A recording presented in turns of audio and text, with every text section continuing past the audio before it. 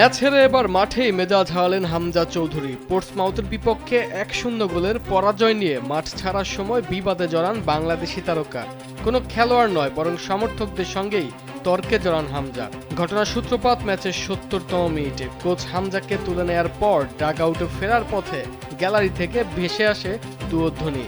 ধৈর্যের বাঁধ ভেঙে যাওয়ায় সাইডলাইনে দাঁড়িয়ে সমর্থকদের কড়া জবাব দেন হামজা।